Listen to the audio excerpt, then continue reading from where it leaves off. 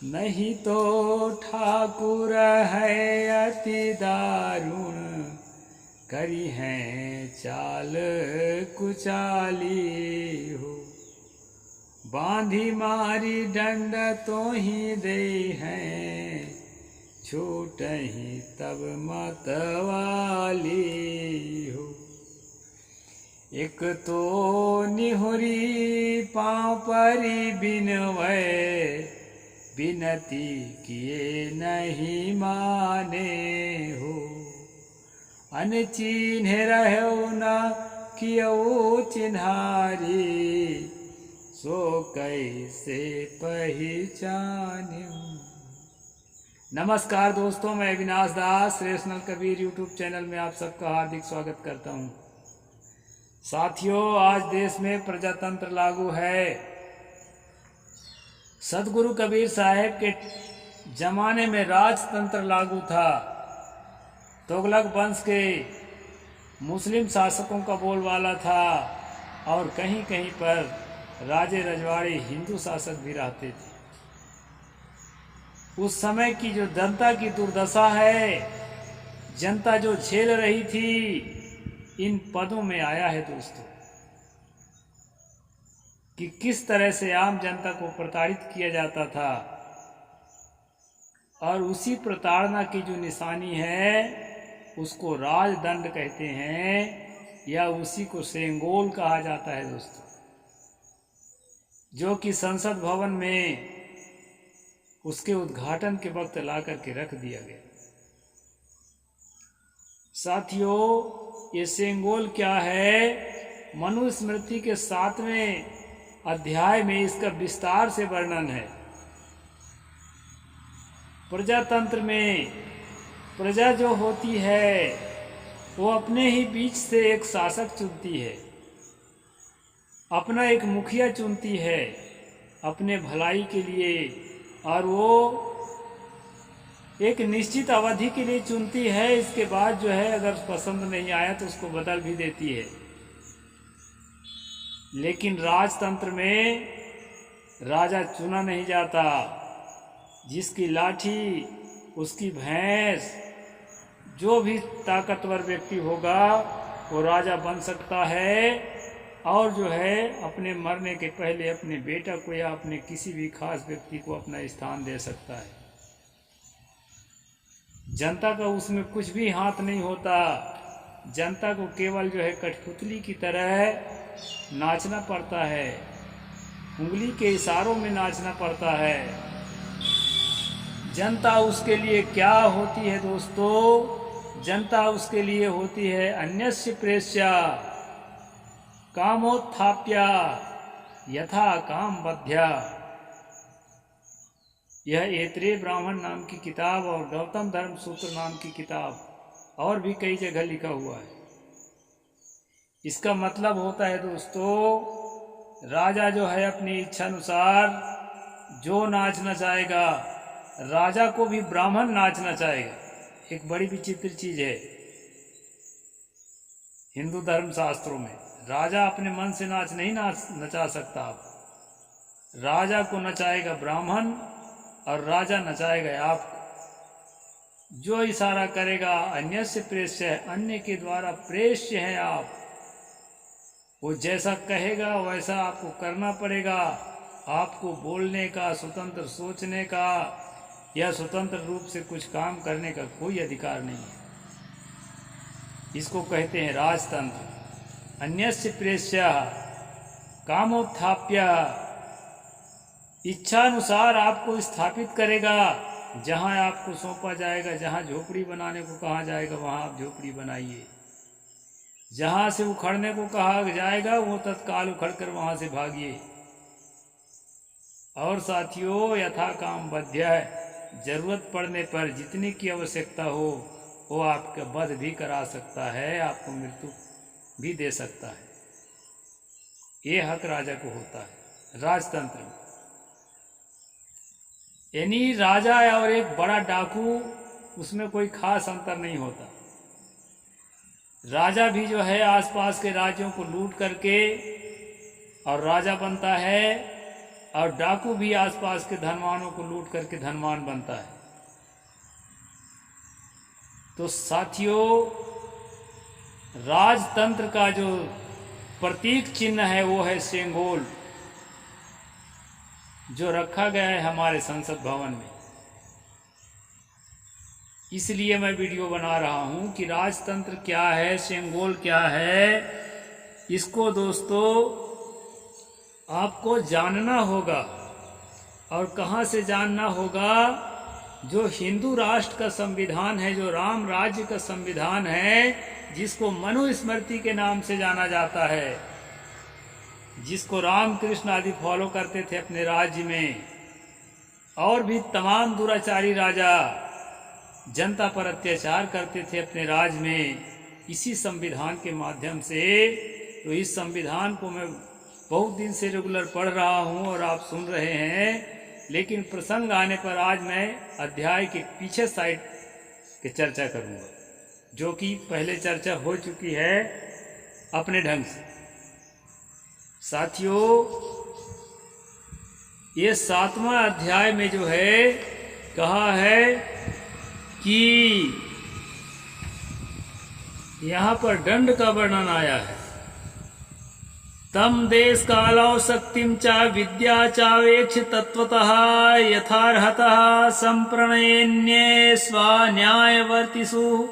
उस दंड को, देश काल और दंड की शक्ति तथा किस अपराध में क्या दंड देना चाहिए इत्यादि की शास्त्रीय ज्ञान संवैधानिक ज्ञान नहीं, जो शास्त्र में लिखा है, इसका तत्वतः विचार करके अपराधियों के लिए यथायोग दंड का विधान करे। वही दंड राजा है जो सेंगोल है, और राजा है ये राष्ट्रपति मुर्मू जी और प्रधानमंत्री मोदी जी का नहीं चलेगा। वही दंड राजा है, वही पुरुष है, वही नेता और शासक है, और वही चारों आश्रम के धर्मों के प्रति भी कहा गया है। जो 4 आश्रम और 4 वर्ण का जो स्थापना किया गया है, उसके संरक्षण के लिए उस दंड को जो है स्थापित किया जाता है। और दोस्तों, साथ साथ स्त्रियों को, महिलाओं को जो दर्जा दिया गया है, धर्म शास्त्रों में यहाँ बताया भी है, धर्म शास्त्र के अनुसार, संविधान के अनुसार नहीं, जो बताया गया है उसके अनुसार चलाने के लिए सेंगोल का स्थापना किया गया है, राजदंड का स्थापना किया गया है। इस बात को मनुस्मृति में ये 7वें अध्याय में लिखा है दोस्तों। कहा है, कौआ यज्ञ का पुरोडास खा जाए और कुत्ता पायस आदि हवि चाट जाए, कहीं किसी का कोई अधिकार ही न रहे, नीच ही बड़े बन जाएं। यदि दंड ना दे, राजा यदि दंड ना दे तो क्या होगा? कौआ जो है यज्ञ का पुरोडास खा जाएगा, कुत्ता जो है पायस आदि, दूध आदि, जो खीर आदि है उसको चाट जाएगा, और किसी का कोई अधिकार ही ना रहे, नीच ही बड़े बन जाएं। यहाँ पर लेखक का टीकाकार लिखता है, ये 7वां अध्याय के 21वां नंबर है दोस्तों। यहाँ पर श्लोक नंबर 21 है। यहाँ पर बताते हैं कि नीच ही बड़े बन जाए, चमार अपना चमारपना छोड़ दे, भंगी अपना भंगीपना छोड़ दे, और संसद में जाके जय भीम कहना शुरू कर देगा। ये जो है ना, इस चीज का डर सता रहा है सामंतवादियों को, इसलिए सेंगोल की स्थापना किया गया है कि हम सेंगोल के हिसाब से चला के दिखाएंगे, और उसकी शुरुआत भी हो गई है। अभी कल आपने देखा था, ओम बिरला बोला चुपचाप बैठ, ऐसा बोला एक सांसद को, आपने देखा। सांसद जो है लाखों लोगों द्वारा चुन करके गया होता है दोस्तों, उसकी प्रतिष्ठा होती है, उसकी इज्जत होती है, उसकी मूल्य होता है।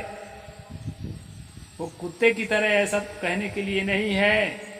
तो जो सेंगोल रखा है उसका जो है उपयोग भी चालू कर दिया गया है, तानाशाही राज चालू कर चुका है। और अब दुर्भाग्यवश दोबारा जो है वही लोग जो है जनता के प्रतिनिधि बनकर के आ गए हैं, क्योंकि हमारे देश में अभी शिक्षा और समझ जो है उतना विकसित नहीं है, इसलिए जनता जो है उसी को पुनः बैठा दिया है दोस्तों।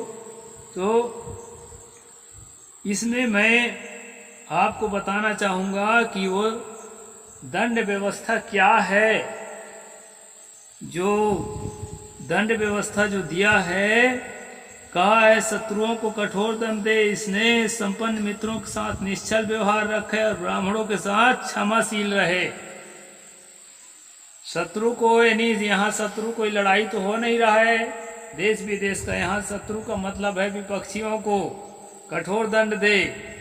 अभी हेमंत सोरेन को देखा है आपने, और जो है आपने देखा केजरीवाल को, तो ये सेंगोल का करिश्मा है दोस्तों। यहाँ कहा है शत्रुओं को कठोर दंड दे, स्नेह संपन्न मित्रों के साथ निश्चल व्यवहार रखे और ब्राह्मणों के साथ क्षमाशील रहे। ब्राह्मण के प्रति थोड़ा सा क्षमाशील रहना है, यदि वो पाप भी करता है तो उसको क्षमा कर देना है, उसको दंडित नहीं करना है। आपने देखा गुजरात में कि बिल्किस बानो के बलात्कारियों को, 11 बलात्कारियों को, क्योंकि वो ब्राह्मण थे, आरती उतारा गया दोस्तों। तो ये जो है सेंगोल का करिश्मा है, इसको हमें समझना चाहिए साथियों। और जो है ये क्या कहता है उसको भी हमें समझना है। उसके लिए हम थोड़ा आगे चलते हैं और आगे का प्रसंग भी ले लेते हैं दोस्तों, ताकि अच्छे से समझ में आ जाए कि ये दंड व्यवस्था किसके लिए किस तरह से बनाया गया है। इसमें कहा है, अब 8वां अध्याय में दोस्तों आप देखेंगे, राजा वैश्य से खेती, वाणिज्य, महाजनों और गाय बैल आदि पशुओं का पालन तथा शूद्रों से दुजातियों की सेवा कराए। ये राजा के लिए जो है ये ब्राह्मण आदेश देता है, मनुस्मृति का संविधान आदेश देता है कि राजा वैश्य से खेती, वाणिज्य, महाजनी मतलब कर्ज देना लेना, और गाय बैल आदि पशुओं का पालन तथा शूद्रों से दुजातियों की सेवा कराए। जो शूद्र जातियां हैं उनको जो है वैश्य के घर में, क्षत्रिय के घर में और ब्राह्मण के घर में नौकरी करना चाहिए, सेवा टहल बजाना चाहिए। ये बात यहाँ पर मनु ने बताया है। 8वां अध्याय श्लोक नंबर 410। वैसे तो बहुत सारी चीजें मिल जाएगी और मैं कई दिनों से बहुत समय से सुनाते भी आया हूँ, लेकिन अभी सेंगोल का प्रसंग सामने आया है, इसलिए इसको मैं स्पष्ट कर देता हूँ दोस्तों। जो ब्राह्मण लोभ से या प्रभुत्व से उपवीत दुजातियों से उसकी इच्छा के विरुद्ध टहलू का काम ले, राजा उसे 600 पर्ण का दंड करे। यानी ब्राह्मण यदि शूद्र की तरह किसी के यहाँ नौकरी करने लग जाए या सरकारी नौकरी कर लगाए तो उसको 600 रुपये का जुर्माना लेना है। अभी तो बहुत ब्राह्मण नौकरी कर रहे हैं, लेकिन अब ये सेंगोल का जो स्थापना है अभी अभी हुआ है, और जो है उसको अभी ठीक से फॉलो नहीं कर पा रहे हैं, नहीं तो ब्राह्मणों की नौकरी जो है चली जाएगी, उनको धर्म का काम ही करना पड़ेगा। ये इस तरह से है दोस्तों, इसका जो नियम है वो बताया है। यदि क्षत्रिय और वैश्य अपनी वृत्ति से निर्वाह न कर सकने के कारण पीड़ित हो तो ब्राह्मण उनसे उनकी वृत्ति कराकर दया पूर्वक भरण पोषण करे। क्षत्रिय और वैश्य अगर जो है जो निर्धारित कर्म है उससे हट करके कुछ करना चाहे तो उनको ब्राह्मण दया करके उनको उनका ही काम कराए, क्योंकि उनके लिए नौकरी चाकरी शूद्र जैसा काम निर्धारित नहीं है मनु के संविधान में। फिर क्या कहते हैं दोस्तों, शूद्रम तु कार्य दास्यम कृतम कृतमेव दास्यैव ही श्रेष्ठो वो ब्राह्मणस्य स्वयं भुआ। यह 413 नंबर श्लोक है 8वां अध्याय मनुस्मृति का। यहाँ कहा है शूद्र खरीदा हुआ हो या ना हो उससे नौकर का काम ले। बंधुआ मजदूर जो नौकर होता है, जिस समय पुकारो दौड़ कर आना पड़ता है, उस प्रकार के नौकर का काम यदि शूद्र को खरीद के लाए हो तो, और बिना खरीदे नौकरी मांगने आया है तो उसको वही काम दो। यानी खरीद भी लेते थे और बेच भी देते थे पकड़ के। ये है दोस्तों सेंगोल धर्म का राजदंड का नियम। इसको मैं आपको पढ़ के सुना रहा हूं, क्योंकि ब्रह्मा ने ब्राह्मणों की सेवा के लिए ही उसे बनाया है। किसको? शूद्र को। 413 नंबर श्लोक।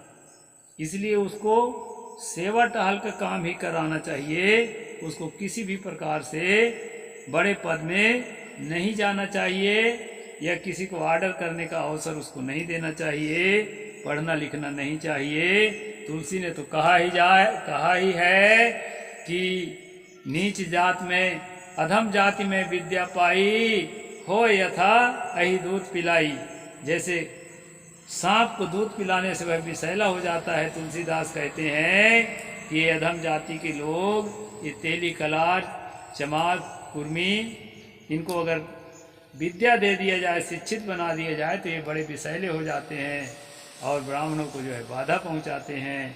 इस प्रकार से जो है दोस्तों इनका कानून था और वही कानून का प्रतीक है सेंगोल। और जो है अच्छा, कोई आदमी अगर ये कहना चाहता है कि अविनाश दास गलत बोल रहा है, सेंगोल उस बात का प्रतीक नहीं है, तो सेंगोल कब का है, किसने उसको शुरुआत किया था, ये भी उसको बताना पड़ेगा। राजतंत्र के ज़माने में उसकी शुरुआत की गई थी, हिंदू राष्ट्र के ज़माने में उसकी शुरुआत की गई थी, या प्रजातंत्र के ज़माने में संवैधानिक कार्यकाल में, इसको भी प्रमाणित करना पड़ेगा। ऐसे हम नहीं मान जाएंगे।